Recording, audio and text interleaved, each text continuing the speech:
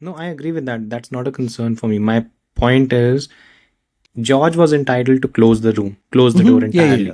Yeah, under the He regs. was, because Yeah. he was ahead at the apex, right? Mm-hmm. Yeah. My point is, sure, you are entitled to do that. Charles basically shoved him aside. Mm-hmm. That's what he did.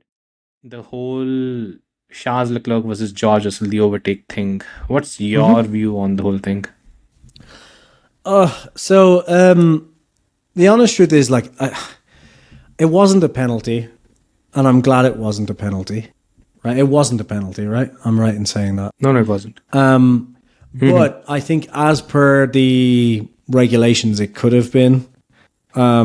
And that's what annoys me about the regulations and the way we go racing at the minute, which is like it's over-regulated, but it has to be because we have inconsistent stewards that can't make a decision, and also that can't seem to make a decision without talking to the drivers first, which is absolutely ridiculous because you don't need to talk to the drivers in that situation.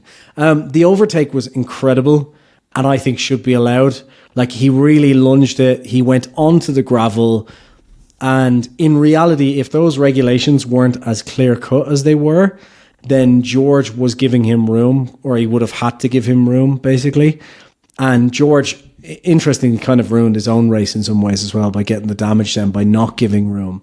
But according to the regulations, as far as I could see from looking at a quick onboard of Leclerc, the cameras weren't perfect, but basically his front axle wasn't alongside the mirror, and at that point you're going into the second corner, so Leclerc is technically on the inside by that point. He's not overtaking on the outside.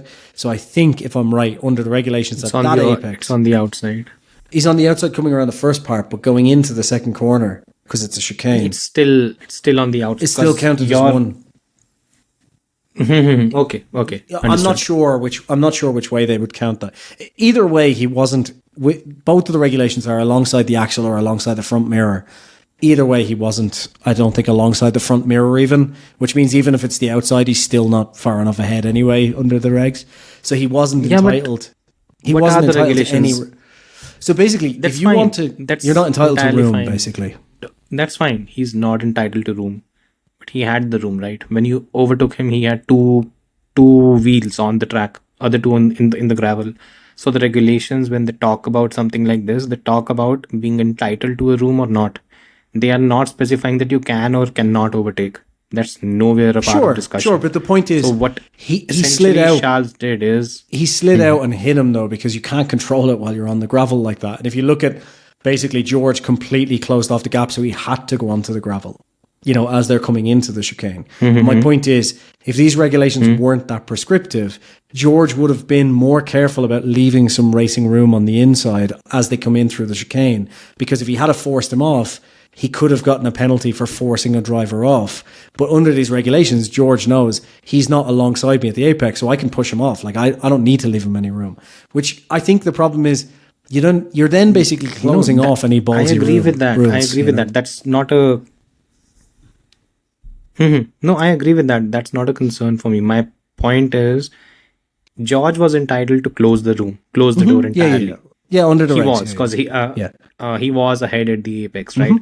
Yeah. My point is, sure, you are entitled to do that. Charles basically shoved him aside. That's what he did. It was a lunge. It was a late lunge, and there's no point in the regulations which says that you cannot lunge. Right? The entire thing is you are or you are not entitled to the room.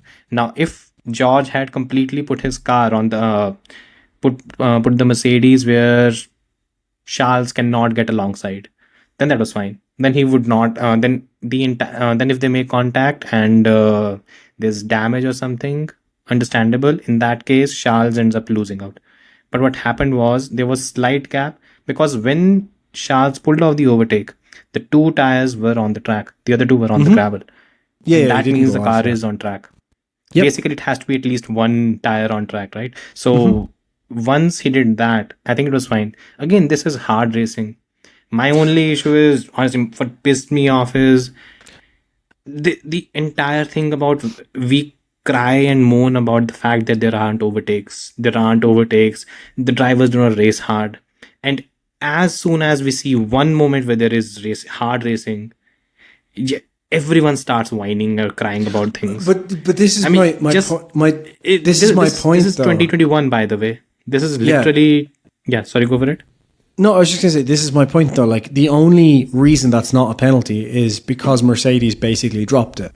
Like, you can even see from the document, it's like Mercedes didn't Not entirely sure, because the supporting argument is George did not want to contest it, but it doesn't mean that Charles was getting the penalty. It's just that George didn't want to contest it. Yeah, there's a reason even it says like both team representatives were in agreement that there was no clear evidence he left the track. Basically, both drivers felt it was a racing incident. This is very like they basically decided to let it go. And I think if that wasn't the case, why do you think they were not? If that wasn't the case, they're giving him causing a collision penalty. Basically, that's what they were investigating it for, not for leaving the track. Yeah. But again, that kind of there's this common notion rubbing's racing, but technically, under the regulations, under the sheet that they have, that is a 10-second penalty for causing a collision. Touch and you're going to start penalizing drivers, then that's the end of racing. This is my point, though. Sure, yeah, and I agree with you. This is my problem. Collision means you're going through. You're at least reaching a certain threshold. But the point is like, you're causing a collision because you're not entitled to be there, basically, according to the regulations. Like, you're not entitled to any room. There's no such thing as entitled in that sense, right? It doesn't mean if the gap you're still causing a collision, though, basically, because you're like under the regulations. You're touching wheels. Touching wheels is so common. We agree on this. We agree on this. What I'm saying is the problem is lunges like that, right? People whine and moan because the regulations and how it's held up all the time are basically, in most cases, that's a penalty for causing a collision under the regulations. No, that's not a collision. I would not call it collision in any which way. For me, collision is if it's a race-ending thing or there's a tire puncture. He did damage to the other car. Big took deal. some of his floor off. Big deal. I mean, it happens. Yeah, we agree. But I'm telling you, under the regulations, that is causing a collision. Then why did they not do that? Because Mercedes gave up on it, and the stewards didn't want to penalise Leclerc for Monza, essentially.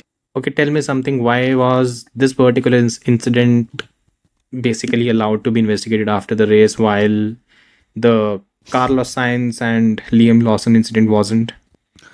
Or because they don't. Which was the other one? Yeah, the other one was a slam dunk. The Kimi Antonelli Leclerc one. The first one was they wanted to investigate whether he went off track as well. There was a few things, but they do this all the time. Like, this is my annoyance. Like, why can't they just... Okay, so what do you think? I have a theory that I think they saw the move, and I think what they didn't want to set a precedent where just rubbing leads to penalties, and that's where they... I just don't think they wanted to set a precedent. They don't want to set a precedent where that kind of overtake gets penalised. Full stop, because it was an incredible overtake. But that's the problem is that like these. My point is that the problem is these regulations are just way too prescriptive to the point where you can just game things. Like, George just. I don't know. I just feel like in that situation, like that kind of lunge is spectacular, and he like in that George situation didn't normally expect Charles to be there. No, that's and normally George would have moved out of the way, but I think not moved out of the way completely, but given more room, I think. No. George would have closed whatever little gap was there. Maybe. The thing is, there was a tiny gap and Charles just went for it. Yeah, the thing is, Charles basically made his mind that I'm going through it no matter what. That's what happened. And again, it comes down to a very basic thing. You cannot race in Formula 1 as such. If he had not gone for such a move, there's a high likelihood that he would not have overtaken George at all. I mean, he'd spent the first stint basically looking at the ass of the Racing Bulls. If you can't overtake a Racing Bulls, you're not overtaking a Mercedes. And that's the whole thing. That's why you have to... This is my point earlier. Get rid of DRS, because then you have to go for moves like that and we'll see more of them. The reason is not... The drivers are not going for moves at other points is not because they have DRS at other parts. It's because they cannot get close enough. The braking zones have gotten small. Sure, but look at the tracks. Look at tracks like Brazil, for example, right? Where they always... Like, Brazil is a great example of Lewis Hamilton, for example, in 2021, right? Where there was so many overtakes. They're all just done in the DRS zone, right? Because why would he risk it anywhere else, even with the faster car? He's just going to wait for the easy pass of the DRS. How many other zones are there in Sao Paulo to overtake? Sure, there's lots of them, though, if you're really ready to give a ballsy move. If you've got the faster car...